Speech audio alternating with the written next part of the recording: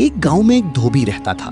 उसके पास एक गधा था, लेकिन धोबी बहुत गरीब था और गधे को पेट भर चारा नहीं खिला पाता था।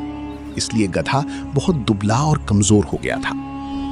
एक दिन धोबी जंगल से गुजर रहा था, तभी उसे जमीन पर एक मरे हुए बाघ की खाल पड़ी हुई मिली। उसे देखकर धोबी के दिमाग में एक चालाक तरकीब आई। वो बाघ की खाल घर ले आया। रात के समय उसने वो बाघ की खाल अपने गधे को पहना दी और उसे गांव वालों के हरे भरे खेतों में चरने के लिए छोड़ दिया। अंधेरे में बाघ की खाल पहनी गधी को देखकर किसानों ने सोचा कि ये सचमुच का बाघ है। डर के मारी कोई भी किसान अपने खेत के पास नहीं गया।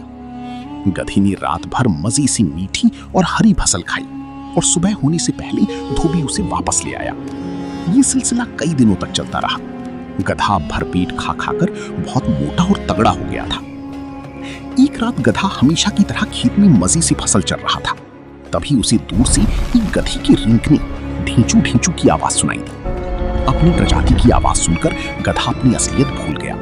वो इतना खुश हुआ कि वो भी आसमान की तरफ मुंह उठाकर आंखें बंद करके जोर जोर से ढींचू ढींचू करने लगा। जैसे ही गधी ने आवाज निकाली, दूर खड़ी किसानों को तुरंत समझ आ गया कि ये कोई बाघ नहीं बल्कि बाघ की खाल ओढ़ी हुई बेवकूफ गधा है। किसान तुरंत हाथों में लाठियां लेकर खेत में दौड़ पड़े। उन्होंने बाघ की खाल उतार फेंकी और गधी की जमकर पिटाई की। कहानी से सीख, आप चाहे कितना भी रूप बदल लें, लेकिन आपका असली स्वभाव कभी छुप नहीं सकता। दिखावा करने से हमेशा नुकसान ही होता है।